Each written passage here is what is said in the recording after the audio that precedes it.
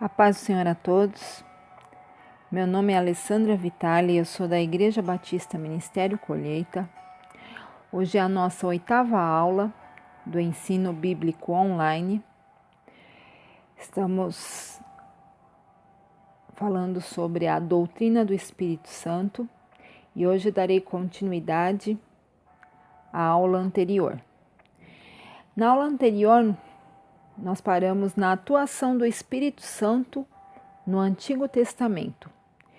E hoje iremos dar continuidade à atuação do Espírito Santo no Novo Testamento. Em relação a Cristo, o Espírito Santo é visto na concepção de Maria. É visto como aquele que ungiu e fortaleceu a Cristo quando de seu batismo, para que ele pudesse dar início à sua missão especial como Messias. O Espírito Santo também é visto como agente capacitador de Cristo, em seu labor, maneira de andar e serviço, como a forca ressuscitadora. E desde então até o presente, ele é visto a realizar a obra de Cristo como sua testemunha poderosa. Em relação aos homens, o Espírito Santo é visto como uma força influenciadora universal. Testifica sobre o pecado, a retidão e a julgamento. Ele controla o mal que há no mundo e convence os homens do pecado, atuando sobre todos os homens através de sua influência, personalidade e presença. Podemos supor que o mundo seria intoleravelmente mau se não fosse a influência do Espírito Santo que constrange a iniquidade nos homens. Em relação à Igreja, o Espírito Santo é visto como o único que pode regenerar a uma alma, mediante seu toque operador e transformador. Todos os crentes, portanto, devem possuir o Espírito, ainda que a sua influência varie grandemente de um crente individual para outro, dependendo isso exclusivamente de como cada crente permite que o Espírito Santo o controle. É igualmente o Espírito Santo que forma a unidade da Igreja em um corpo,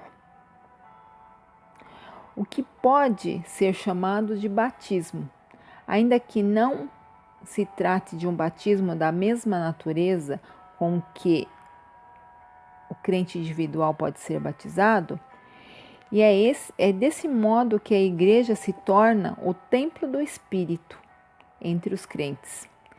É um lugar especial de manifestação, onde a presença habitadora do Espírito Santo entre os crentes deve ser contínua e perpétua. Dentro da Bíblia, nós temos vários elementos que simbolizam o Espírito Santo. O azeite, texto base que fala sobre o azeite, está em João 3,34 e em Hebreus 1,9, que o azeite simboliza, é um dos símbolos. Água está em João 7,38 e 39. O vento, Atos 2,2 e João 3,8. Fogo, Atos 2,3. Pomba, Mateus 3,16. Selo, Efésios 1,13 e 4,30. Penhor ou garantia, Efésios 1,14. Nós temos também a diferença entre talentos e dons. Os talentos são habilidades naturais herdadas ou adquiridas. A palavra talento, do latim talento, denota inclinação, desejo de fazer e de realizar. O termo serve como sinônimo para a capacidade de criar e produzir com arte, bem como para a habilidade para realizar determinada atividade. Os talentos nascem com o indivíduo e podem ser desenvolvidos com estudo, dedicação e persistência. Porém, quando o talento não é conhecido, não é possível desenvolvê-lo ou seja, ele se transforma em um recurso inutilizado. Não devemos confundir a palavra talento com o termo talento, registrado na parábola de mesmo nome, a parábola dos talentos, que está em Mateus 25, 15 e 30. Nesse texto bíblico, a palavra talento vem do grego talanton e significa balança, peso arredondado, soma de dinheiro em ouro. O talento judaico era equivalente a 34 quilos de alguma coisa, normalmente prata. Sendo assim, no contexto específico do texto bíblico citado acima, talento nada tem a ver com as habilidades ou qualidades pertencentes a alguém. Os talentos diferem de dons que são ofertados. O termo dom, do hebraico matat, significa dádiva, oferta e presente. Os dons do Espírito Santo. O Espírito Santo concede certos dons especiais aos crentes dentro do corpo de Cristo. Nos escritos de Paulo, há 3 listas distintas de tais dons. Existe também uma lista breve em 1 Pedro. Alguns desses dons referem-se a algumas funções básicas exercidas na igreja. Outros dons referem-se a habilidades especiais. Não fica claro, porém, se esses dons são dados desde o nascimento ou se são capacitações especiais. Não fica claro, porém, se esses dons são dados desde o nascimento ou em algum momento posterior ou ainda uma combinação de ambos. Além disso, alguns dons, tais como a fé e serviço, são qualidades ou atividades que se esperam de todos os cristãos. Um ponto muito importante a se considerar, e já que nenhuma das listas inclui todos os dons encontrados nas listas, pode-se entender que um conjunto não se esgota em todos os dons espirituais possíveis. Essas listas, portanto, em separados ou em conjuntos, são ilustrações dos vários dons que Deus tem concedido à igreja. E esses dons, essa lista está em Romanos 12, versículos 6 e 8. Entre eles tem a profecia, o ministério, o ensino, exortação, contribuição, liderança, misericórdia, sabedoria, conhecimento, fé, cura, operação de milagres, profecia, discernimento de espíritos, variedades de línguas, interpretações de línguas, em Efésios 4:11, apóstolos, profetas, evangelistas, pastores e mestres. 1 Pedro 4:11, falar, servir. É vedado o acréscimo de outros dons, bem como suas respectivas nomenclaturas. Se esses dons não forem ratificados e referendados explicitamente por alguma passagem bíblica doutrinária, não podemos nos esquecer da instrução deixada pelo apóstolo Paulo, de que não devemos ir além do que está escrito. Em 1 Coríntios 4:6. Por exemplo, ao contrário do que é amplamente difundido por aí, não existe dom de orar, uma vez que, segundo as Escrituras Sagradas, o ato de orar não é dom, mas mandamento dirigido a todo cristão. É muito importante que notemos algumas observações feitas pelo apóstolo Paulo, tanto sobre a natureza de dons, como sobre a maneira pela qual esses dons são exercidos. Entre essas observações, temos: os dons espirituais são concedidos para o corpo, a igreja. Eles são para a edificação de todo o corpo, não meramente para o prazer ou o enriquecimento dos indivíduos que os possuem. Os dons do Espírito Santo são sempre usados para edificação, benefício de outra pessoa, com exceção do dom de línguas, que recebe atenção especial do apóstolo Paulo no momento em que ele escreve à igreja em Corinto. Essa passagem fica em 1 Coríntios 12, 7. Nenhuma pessoa sozinha possui todos os dons espirituais. Nem acontece de um dos dons ser concedido a todas as pessoas. Por consequente, os membros da igreja precisam um dos outros, sendo mutuamente edificados.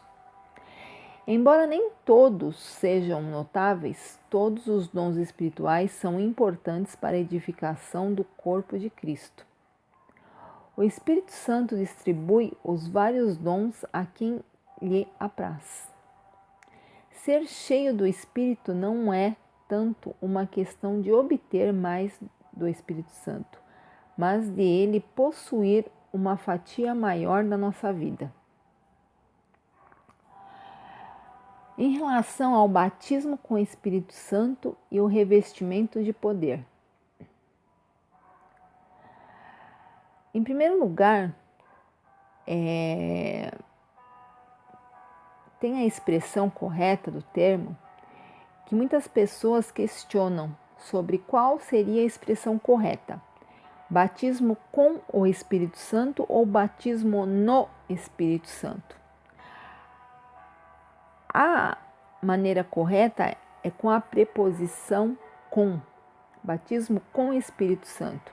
Do mesmo modo, batismo com água, batismo com fogo. São exemplos citados na Bíblia. Temos aqui esse texto bíblico que fala assim: E eu em verdade vos batizo com água para o arrependimento, mas aquele que vem após mim é mais poderoso do que eu. Não sou digno de levar as suas sandálias, e ele vos batizará com o Espírito Santo e com fogo. Em Mateus 3,33 está escrito assim. Outra passagem que cita essa preposição está em João 1,33. E eu não o conhecia, mas o que me mandou a batizar com água, esse me disse: sobre aquele que vires descer o Espírito e sobre ele repousar, esse é o que batiza com o Espírito Santo. Em Atos 1,5 também está assim, com essa preposição. Porque na verdade João batizou com água, mas vós serei batizados com o Espírito Santo, não muito depois desses dias. Então observamos que a forma correta é com a preposição com. Com o batismo do Espírito Santo, com o batismo do fogo, com batismo com água.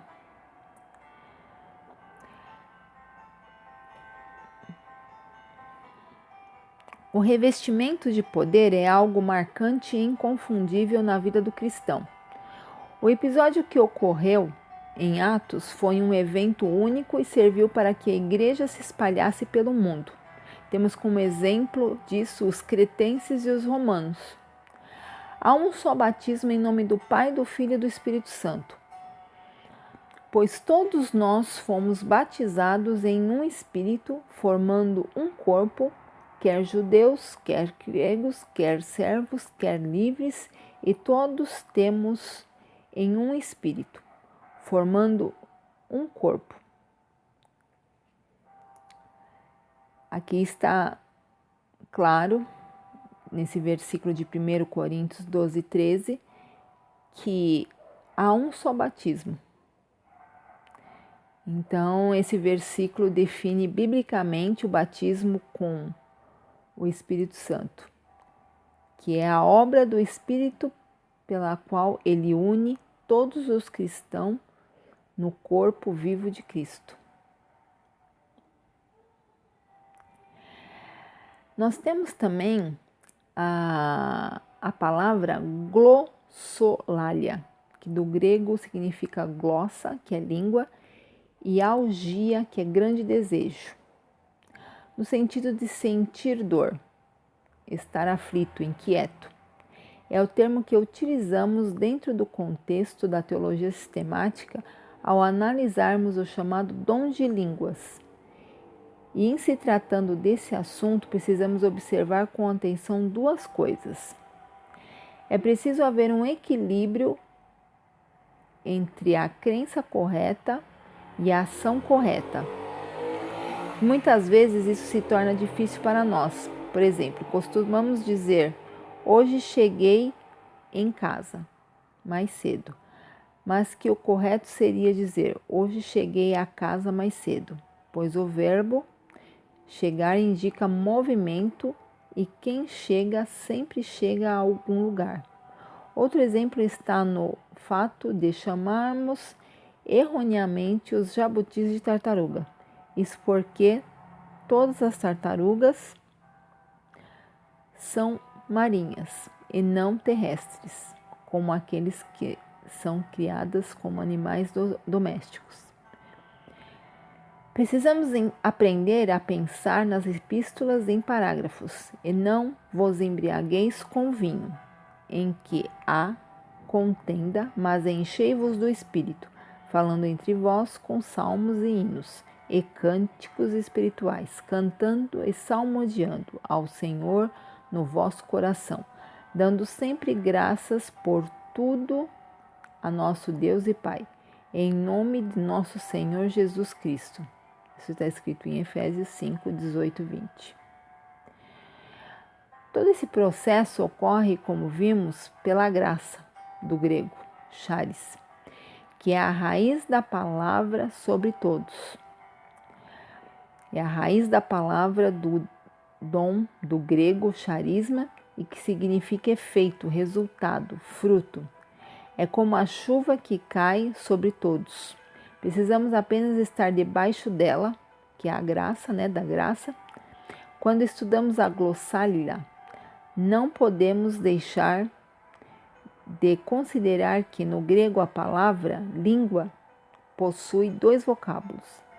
É glossa, igual a língua indecifrável, e dialecto, que é língua pátria, idioma. Agora nós vamos ver as implicações da obra do Espírito Santo.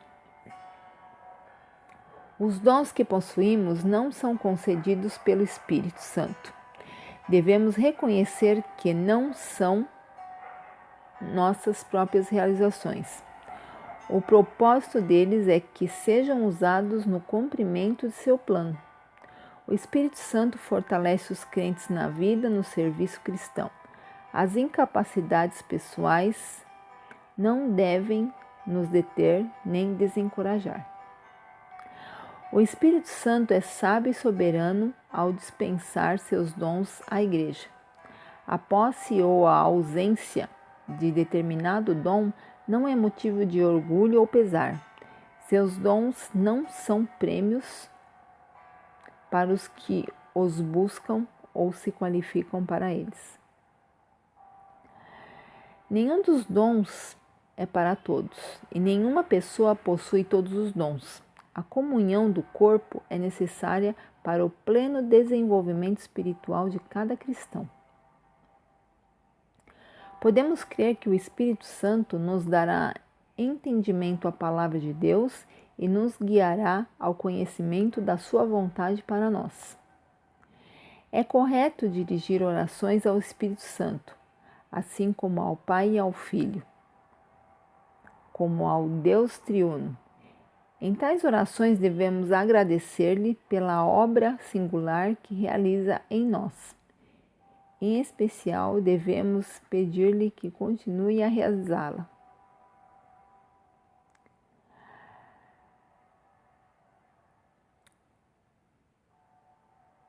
Três doutrinas vão sempre juntas na inteligente apreciação do valor da Escritura, que é a revelação, a inspiração e a iluminação. Para o autor do texto bíblico, veio a revelação. Para a escritura que ele transmite, veio a inspiração. Para o leitor que busca saber por meio dela a verdade e a vontade de Deus, virá as condições de espiritualidade, a iluminação. O profeta e o apóstolo foram movidos, suas escrituras foram inspiradas. Nós somos iluminados. Quanto à revelação, revelação do grego apocalipsis, descobrimento, divulgação, significa comunicação do conhecimento de Deus para a alma. É uma expressão da mente de Deus, é o conteúdo da Bíblia. Apenas, não mais do que isso. O mais é duvidoso. O conceito de revelação é um conceito relacionado à coisa revelada. Falar de revelação é falar daquilo que se torna perceptível, conhecido, declarado, mostrado e que antes desse fenômeno não era perceptível. Conhecido, declarado ou mostrado, não se trata ainda do processo, mas da coisa em si. Quanto à inspiração, inspiração do grego theopneustos, soprado por Deus, significa soprado para fora, da parte de Deus. É a ação supervisionada por Deus sobre os autores humanos da Bíblia, de modo que, usando de suas próprias personalidades e estilos, registram sem erros as palavras da revelação de Deus ao homem. Texto base para isso está em 1 Tessalonicenses 2,4.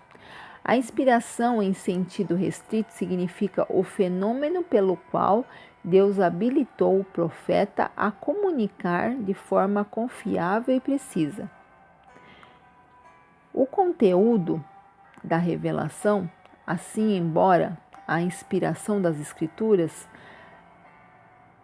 não seja sinônimo de revelação, esta se apresenta intimamente relacionada com aquela inspiração. É o impulso divino e a assistência pela qual a revelação previamente recebida possa ser própria e adequadamente transmitida e escrita. O profeta precisava fazer mais do que comunicar. Ele devia comunicar de maneira confiável e, portanto, dependia de Deus, tanto para receber como para transmitir o que lhe era comunicado. Em 2 Timóteo 3,16, o apóstolo Paulo diz assim: toda escritura é divinamente inspirada e proveitosa para ensinar, para repreender, para corrigir, para instruir em justiça. A primeira parte da sentença está muito bem traduzida para o português, de modo que dificilmente pode ser substancialmente melhorada. No entanto, a palavra específica inspirada não ajuda muito na compreensão do sentido original e das mais intenções do escritor sagrado, pois o adjetivo assim traduzido, original das reais intenções do escritor sagrado, pois o adjetivo assim traduzido, theopneustos, significa soprado para fora e não soprado para dentro, da parte de Deus, divinamente inspirado e não inspirado. Quanto à iluminação. Iluminação do grego, protizo, dar luz, brilhar, é usada metaforicamente acerca de esclarecimento espiritual. Texto base está em Efésios 1,18. É o ministério do Espírito Santo que esclarece as verdades reveladas na Bíblia. Trata da compreensão e entendimento da palavra inspirada por Deus. Torna-se imprescindível a oração. É importante saber que a Bíblia original não possui erros, mas as traduções podem causar divergências de ideias. A iluminação não nos traz uma verdade nova, mas nos faz entender a verdade bíblica. E a iluminação não produz um oráculo divino, mas uma interpretação humana. As interpretações humanas estão sujeitas a assim sofrem influência aos intérpretes. O sermão é uma peça humana, produto de uma mente iluminada por Deus, mas sujeita a uma visão cultural do intérprete.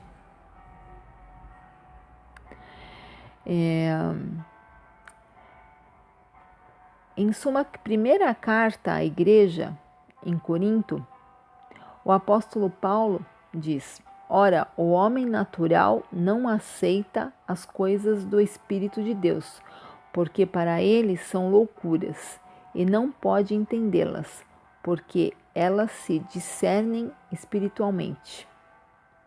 Este homem natural é o homem não regenerado na sua melhor forma, e o homem a quem a filosofia grega elogiava, o homem referido aqui é aquele educado no ato de seus poderes intelectuais, mas destituído do Espírito de Deus.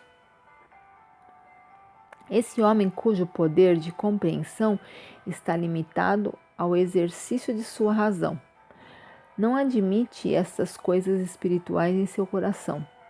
A razão desta rejeição é que elas são loucura para ele.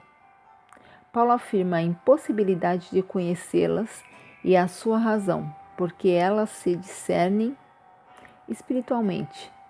Já o crente controlado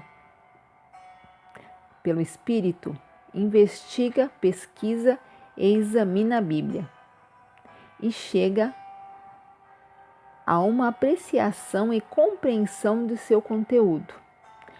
O inquirir e o analisar da verdade espiritual são ações do Espírito Santo que ilumina a página sagrada da Escritura para o crente. Portanto, a inspiração, revelação e iluminação são palavras técnicas de caráter teológico. Têm conteúdo específico e servem para tentar traduzir a forma como os respectivos conteúdos de cada uma delas devem ser compreendidos. Cada uma delas, a seu modo, pretende descrever um determinado processo.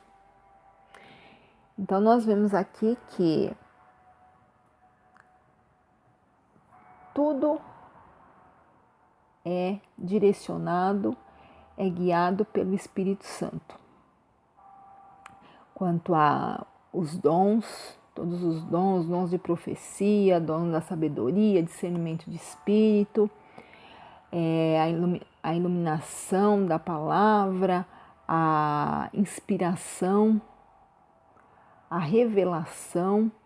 Então, são todos os dons que não adianta você falar assim, não, eu quero esse dom, ou eu vou ter esse dom, eu vou fazer de tudo para ter esse dom.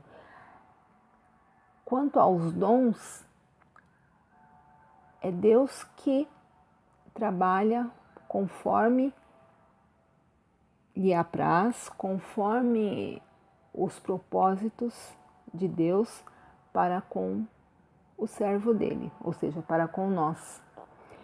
Então, claro que quanto mais você busca, mais você fica íntimo de Deus e mais acredito que Deus irá te usar conforme o projeto dele, conforme o querer dele. Mas em relação aos dons, a revelação, a profecias, a discernimento, sabedoria, isso é tudo concedido por Deus. pelo Espírito Santo de Deus. Então, o que cabe a nós é somente buscar o batismo do Espírito Santo, como eu falei na aula passada, que buscando o batismo com o Espírito Santo, a partir daí a sua vida ela é guiada, ela é conduzida, ela é guardada, ela é regrada conforme o querer de Deus, conforme a direção de Deus, conforme as promessas de Deus para a sua vida. Então, todo crente tem que buscar o batismo com o Espírito Santo, porque só assim ele vai conseguir ter mais intimidade com Deus, ele vai conseguir assim definir melhor qual é o seu ministério, qual é o querer de Deus na sua vida, qual é o propósito de Deus na sua vida. Você vai ter o discernimento também de como se conduzir às questões da sua vida cotidiana, as questões de como ajudar o próximo dentro da igreja, dentro do corpo de Cristo, enfim. Os dons do Espírito Santo, né, o batismo com o Espírito Santo é muito importante na vida do crente.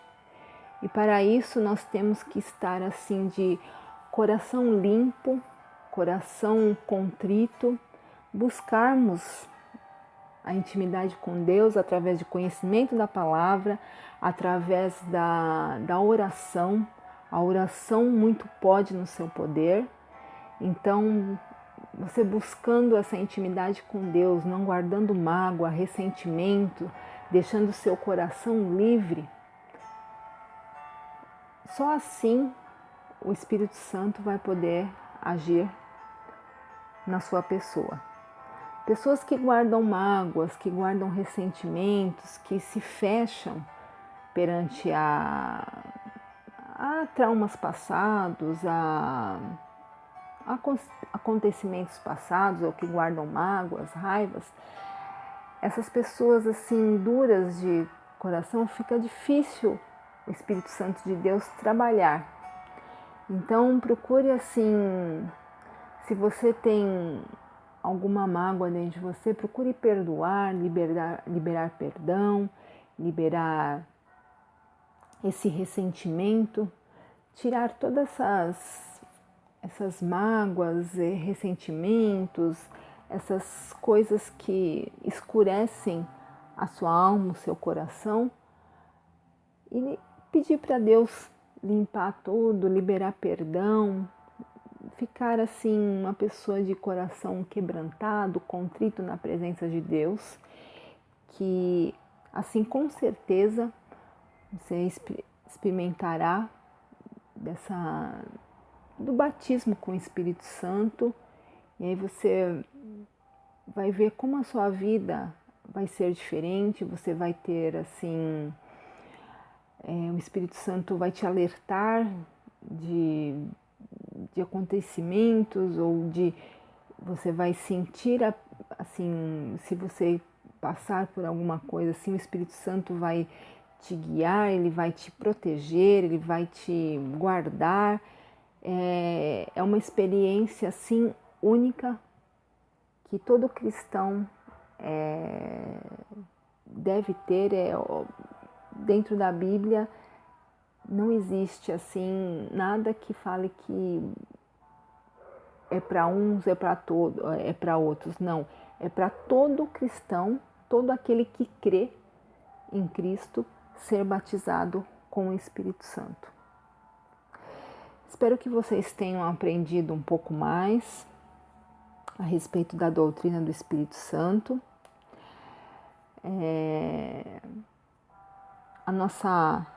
Nosso ensino em relação à doutrina do Espírito Santo termina aqui. E eu quero aproveitar e convidar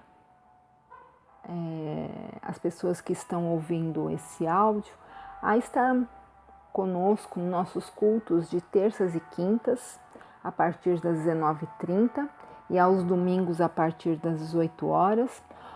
Nosso endereço é na Rua Rio de Janeiro, 1285, esquina com a Avenida Kennedy, em São Caetano do Sul. Nós temos as nossas páginas na internet, que é @dias de colheita, no Facebook. Lá você encontra ensino bíblico online, encontra ensino da palavra de Deus, devocionais, cultos ao vivo. Nós temos também o canal Dias de Colheita no YouTube. Lá nós temos devocionais, nós temos clipes de evangelismo, nós temos as faixas do CD O Choro, do pastor presidente, pastor Oswaldo Costa. Procurem, curtam, compartilhem.